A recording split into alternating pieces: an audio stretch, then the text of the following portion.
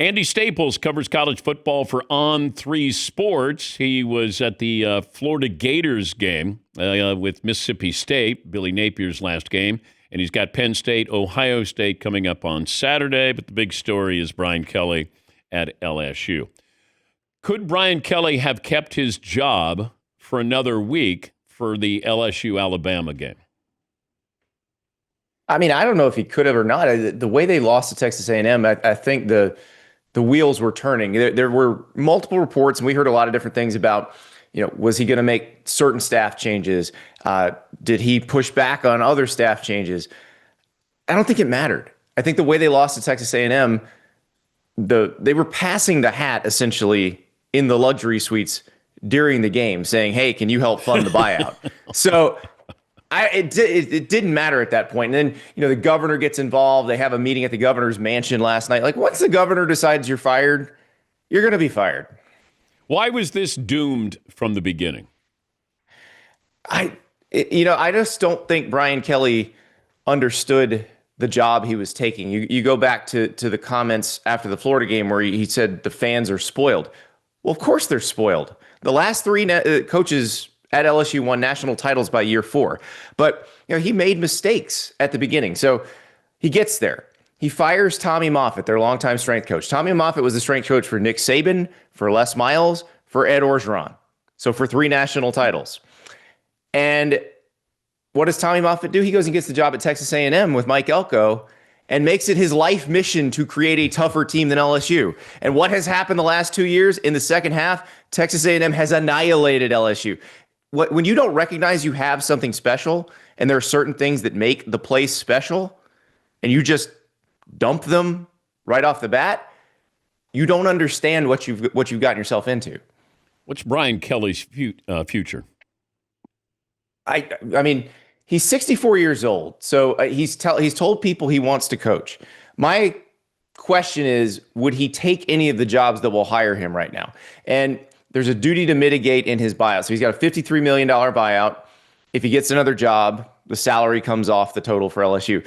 It's interesting because I think, depending on the interpretation, the duty to mitigate sometimes is almost like an unemployment check. Like, you have to be looking for work. So I think of the B. Arthur scene in History of the World Part 1.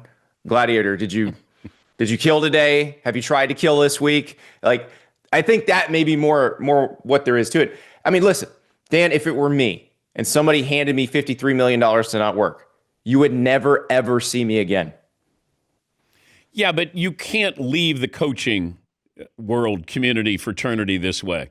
That's not the way these guys are wired. That's why we're trying to bring back Urban Meyer. We're trying to bring back Nick Saban. You keep going. We are, but they're not. Do you think Urban Meyer is he entertaining the thought of maybe coaching at Penn State? I think he entertains it for a day or two, and then he thinks, man, that was a lot of work when I was a college football coach. I got a pretty good gig at Fox right now. Oh, I agree. The same thing with Saban. Everybody goes, your first call should be Nick Saban. And I go, Nick Saban is not going to come out of retirement to do this. The current landscape of college football sent him to ESPN. Yes, but exactly. Brian Kelly at 64, I can't believe this is his last act. It's going to be interesting because it probably will depend on what sort of jobs he can get. Now, if he winds up back at Central Michigan or that level of job, which is a place he worked on his way up, I just can't imagine him just taking that. And so we'll see. There's going to be a lot of jobs open, Dan. So not just the big ones that are open now, but you could see Tulane open. You could see Memphis open because those coaches went into other jobs. Would Brian Kelly take one of those jobs? I don't know. And that's the tricky part because I don't think he's going to get hired for one of these big ones, especially not after the way things went at LSU. How hot is Lane Kiffin today? He is the hottest name in the coaching carousel. We were joking on my show last night. The scene in Breaking Bad where Huel just lays on the pile of money, that's Lane Kiffin right now because Ole Miss wants to keep him. Florida wants him bad. He's Florida's first choice. I imagine LSU wants him too. And if you're Lane, until somebody hits the dollar figure you're looking for, you just keep milking this thing. Like, I don't know what he's going to do. I don't know if he wants to stay at Ole Miss, if he wants to go to Florida, if he wants to go to LSU. But I wouldn't do anything until the cash register stops spinning. What do you think he will do? It's so hard to predict, Dan, because if they'd lost to Oklahoma this weekend, you could envision maybe Ole Miss missing the playoff. Maybe he's available. Maybe he says, "Oh, I can't make the playoff here. There's probably a ceiling that I need to go somewhere else where there's a higher ceiling." But look, after they beat Oklahoma, you're looking at the rest of their schedule. They're probably going to go 11-1. If they lose something they shouldn't lose, they'll be 10-2, and they'll probably still make the playoff.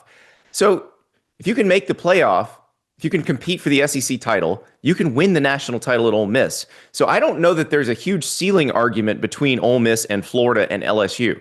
I think it comes down to where do you want to work? And then that's a different question.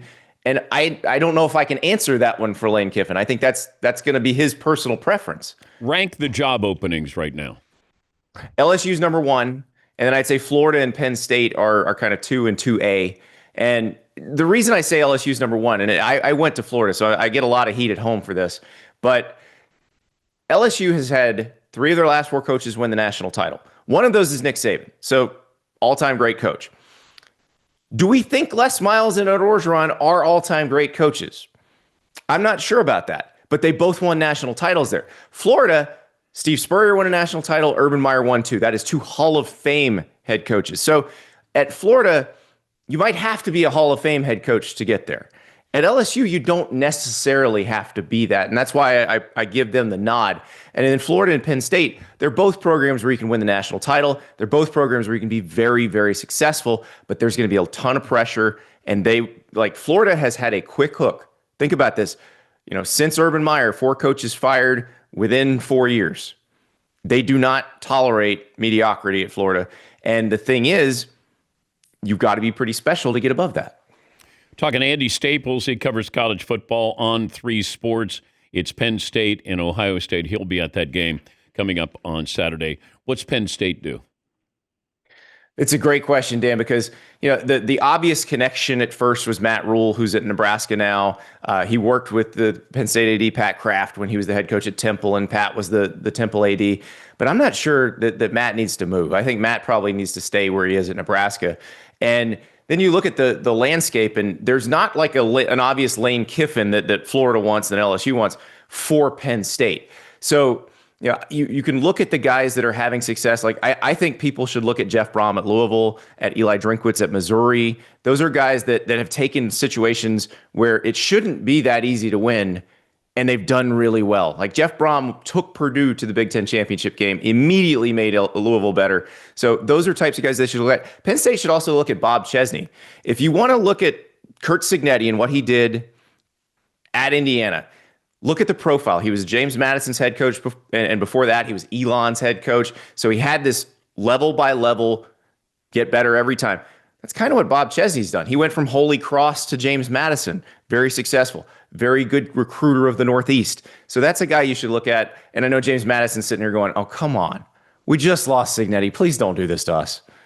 Could Penn State hire a Vanderbilt's head coach? Could they do that again? Clark Lee, yeah, I think you can do that. It's really interesting, Dan, because I hate the whole idea of, well, we can't hire a guy from the school that we've hired from before, or we can't hire a group of 5 head coach because we did that before. I think enough time passed, and also I think James Franklin was a successful hire at Penn State. He won them a Big Ten title. He was there a long time. So it's not like hiring the Vanderbilt coach again is the same thing that you just did. And in fact, if it works out the way James Franklin worked out, that's a good outcome. It's a good result. So yes, Clark Lee would be a very good choice at Penn State. He'd be a very good choice at LSU or Florida as well. But he's at his alma mater, and that's what's interesting about this. There's a bunch of good coaches right now at their alma mater, so it's to take a little bit more to get like a Clark Lee, a Kenny Dillingham at Arizona State, a Brent Key at Georgia Tech, because they're at their alma maters. The impact on NIL with the coaches, because these buyouts, patience is running thin. You got 3 years, it feels like. But the expectation level of we're going to pay you $10 million, we're going to pay your players a total of $21 million. This is the future, I'm guessing, with college football that this is the transfer portal and NIL, and the coaches, I would say paying the price, but they get paid to pay the price. I was going to say they're not paying the price. They're still getting guaranteed gobs of money. Like what they need to do is the ADs need to figure out how to guarantee less money than they're guaranteeing now. You shouldn't have to pay as big of a buyout as you did for Jimbo Fisher or James Franklin or Brian Kelly. That's the AD's fault for getting knocked in the creek by an agent. The solution may be actually, and the person who told me this actually works with actors in Hollywood, and they said they had to change the model when Netflix and the streaming services came in because you didn't have residuals and mailbox money. So they started front loading the contracts. And this person's like, what they need to do is pay them an obscene amount of money per year, guaranteed for 3 years. But it doesn't need to be guaranteed for 6 or 7 years like they're doing now. Because it used to be, Dan, before the NIL era, you had to have 4 years on your contract so you can go into mama's house and be like, see, I'm going to be here the entire time your son's here, even though we all know that was a lie. The players aren't stupid. They all have agents now. It doesn't matter how long you have on the coach's contract. So offer them more money than they think they're going to get, but guarantee it for 3 years. That way, if they suck for 2 years, you can dump out. I've been saying that. I mean, Curt Cignetti is a great story. I never would have given somebody 10 years. That's an eternity. $95 million. It's crazy. Guaranteed. He's done a great job. I love it. But the most I would ever give is 5 years. And even then, how about I give you, actors get back end money after a movie is a hit. Some residuals. Yeah. What if I said to the coach, hey, we're going to give you back end money on the profits that we have with our football program? I don't know that you can sell a piece of the program, especially at State University. But think about this, Dan. It's $95 million is how much they guaranteed Curt Cignetti. If you paid him $15 million a year for 3 years, you're only guaranteeing him $45 million. And if it works out, great, then give him another deal. But if it doesn't, then you're not tied up. And he would have taken that because it had made him the highest paid coach. Can Indiana win the national title?